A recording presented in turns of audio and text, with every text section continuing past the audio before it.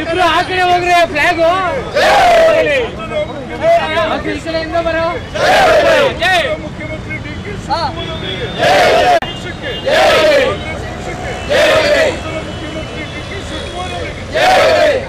D K Shivakumar ಸಾಹೇಬ್ರಿಗೆ ಮುಖ್ಯಮಂತ್ರಿ ಶಿವಕುಮಾರ್ ಸಾಹೇಬ್ರಿಗೆ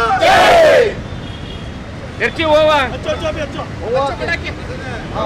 भारत माता की कांग्रेस पार्टी की नूतन मुख्यमंत्री डी के शिवकुमार ಅವರಿಗೆ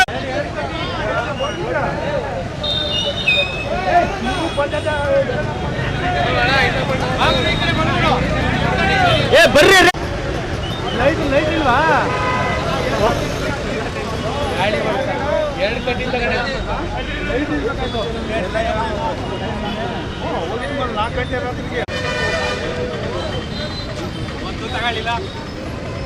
ಯಾಕೆ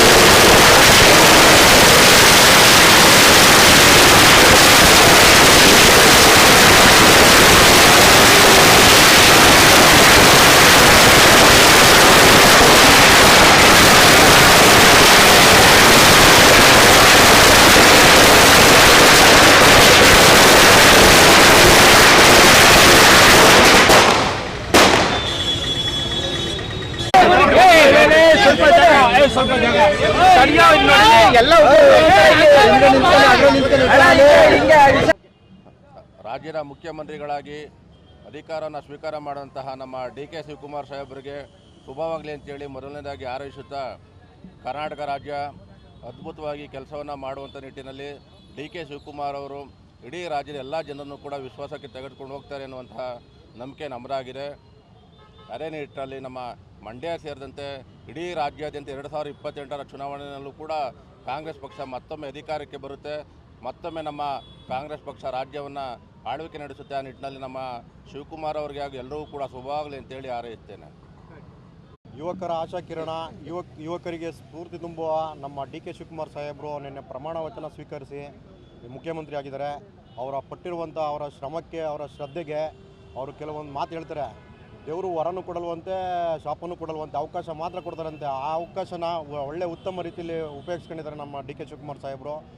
ನಿನ್ನೆ ಅವರು ಪ್ರಮಾಣ ವಚನ ಸ್ವೀಕರಿಸಿದ್ದಾರೆ. ಆದ್ದರಿಂದ ನಾವು ಎಲ್ಲ ಮಂಡ್ಯ ಡಿ ಕೆ ಶಿವಕುಮಾರ್ ಅಭಿಮಾನಿಗಳೆಲ್ಲ ಸೇರಿ ಇವತ್ತು ಸಂಜೆ ವೃತ್ತ ಸರ್ಕಲ್ನಲ್ಲಿ ಅವರಿಗೆ ಪುಷ್ಪಾರ್ಚನೆ ಮಾಡುವ ಮುಖಾಂತರ ಸಿಹಿ ಹಂಚುವ ಮುಖಾಂತರ ಅವರಿಗೆ ನಾವು ಖುಷಿ ಸಂಭ್ರಮ ಪಡ್ತಾ ಇದ್ದೀವಿ. ಅವ್ರಿಗೆ ಇನ್ನೂ 5 ವರ್ಷ ಸತತವಾಗಿ ಅವರು ಮುಖ್ಯಮಂತ್ರಿ ಆಗಲಿ ಅಂತೇಳಿ ನಾವೆಲ್ಲ ಆಶಿಸ್ತೀವಿ. Thank you.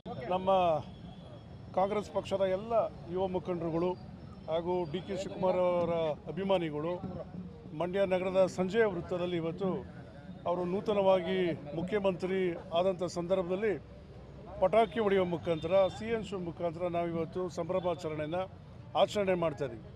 ತಮಗೆಲ್ಲ ಗೊತ್ತಿರುವಂತೆ ಮಾನ್ಯ ಡಿ ಕೆ ಶಿವಕುಮಾರ್ ಅವರು ವಿದ್ಯಾರ್ಥಿ ನಾಯಕರಾಗಿ, ಯುವ ಕಾಂಗ್ರೆಸ್ ಮುಖಂಡನಾಗಿ, ಶಾಸಕನಾಗಿ, ಮಂತ್ರಿಯಾಗಿ, ಉಪಮುಖ್ಯಮಂತ್ರಿಯಾಗಿ, ಹಾಗೆ ಇಂದು ಮುಖ್ಯಮಂತ್ರಿಗಳಾಗಿ ಸತತ 45-50 ವರ್ಷ ಕಾಂಗ್ರೆಸ್ ಪಕ್ಷದ ನಿಷ್ಠಾವಂತನಾಗಿ ಇವತ್ತು ಮುಖ್ಯಮಂತ್ರಿಯ ಸ್ಥಾನಕ್ಕೆ ಅವರು ಹೋಗಿದ್ದಾರೆ. ಹಿಂದೆನೂ ಕೂಡ ಅವರು ಶಾಸಕರಾದ ಸಂದರ್ಭದಲ್ಲಿ ಉಪಮುಖ್ಯಮಂತ್ರಿ ಇದ್ದ ಮಂತ್ರಿಗಳಲ್ಲಿ ಹಲವಾರು ಖಾತೆಗಳಲ್ಲಿ ಉತ್ತಮವಾದ ಕಾರ್ಯನಿರ್ವಹಿಸಿದರೆ, ರಾಜ್ಯ ಸೇವೆ ಮಾಡಿದ್ದಾರೆ. ಹಾಗಾಗಿ ಇವತ್ತು ಮುಖ್ಯಮಂತ್ರಿ ಆಗಿದ್ದಾರೆ.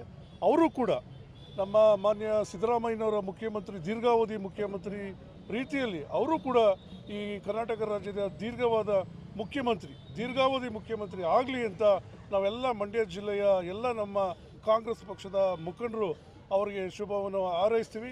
ಆ ಭಗವಂತ ಅವರಿಗೆ ಆಯುಸ್ಸು, ಆರೋಗ್ಯ, ಇನ್ನೂ ಈ ರಾಜ್ಯದ ಜನರ ಸೇವೆ ಮಾಡುವಂಥ ಶಕ್ತಿ ಅವ್ರಿಗೆ ಇನ್ನೂ ಕೊಡಲಿ ಅಂತ ಈ ಸಂದರ್ಭದಲ್ಲಿ ನಾವು ಅವರಿಗೆ ಶುಭ ಹಾರೈಸ್ತೀವಿ.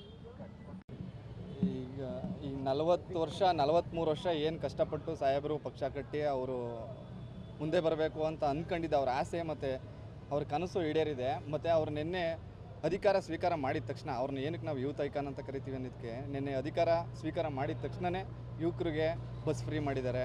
ಮತ್ತು ಭಾರತ್ ಜೋಡೋ ಅಂತ ಒಂದು ಕಾರ್ಯಕ್ರಮದಲ್ಲಿ ಅವರು ಸಂಘಟನೆ ಮಾಡಬೇಕು ಅಂತ ಅವ್ರು ಹೇಳ್ತಾರೆ. 250 ಜನನ ಸೇರಿಸಿ 10,000 ಜಿಲ್ಲಾ ಪಂಚಾಯತು ಮತ್ತು ತಾಲೂಕ್ ಪಂಚಾಯತಲ್ಲಿ ಒಂದು ಕಾರ್ಯಕ್ರಮ ಮಾಡಿದ್ರೆ ಗ್ರಾಮ ಪಂಚಾಯತಿಯಲ್ಲಿ 25 ಲಕ್ಷ ಜನ ನಾವು ಯುವಕರನ್ನ ಸಂಘಟನೆ ಮಾಡ್ಬೋದು ಅಂತ. ಅಂದರೆ ಅವ್ರ ದೂರಾಲೋಚನೆ ಎಷ್ಟಿದೆ ಅಂತ, ಮುಂದಕ್ಕೆ ಏನು ಮಾಡ್ಬೋದು ಏನು ಅಂತ ಎಲ್ಲರೂ ಕೇಳ್ತಾರೆ. ಎಲ್ಲ ಈ 2 ವರ್ಷದಲ್ಲಿ ಏನು ಮಾಡೋಕ್ಕಾಗುತ್ತೆ ಅಂತ. 2 ವರ್ಷದಲ್ಲಿ ಮಾಡೋಕ್ಕಾಗಲ್ಲ. 8 ವರ್ಷನ ತೊಗೊಂಡೋಗೋಕ್ಕೆ ಅವರು ಆಲ್ರೆಡಿ ಪ್ಲ್ಯಾನ್ ಮಾಡಿದ್ದಾರೆ. ಈ 2 ವರ್ಷಕ್ಕೆ ಮುಗಿಯಲ್ಲ, 8 ವರ್ಷದ ತನಕ ಸತತವಾಗಿ ಅವರೇ CM ಆಗಿರ್ತಾರೆ. ಈ ರಾಜ್ಯನ ಒಳ್ಳೆ ಉನ್ನತ ಮಟ್ಟಕ್ಕೆ ತಗೊಂಡೋಗ್ತಾರೆ. ಇದು ಹೇಳೋಕ್ಕೆ ಇಷ್ಟಪಡ್ತೀನಿ.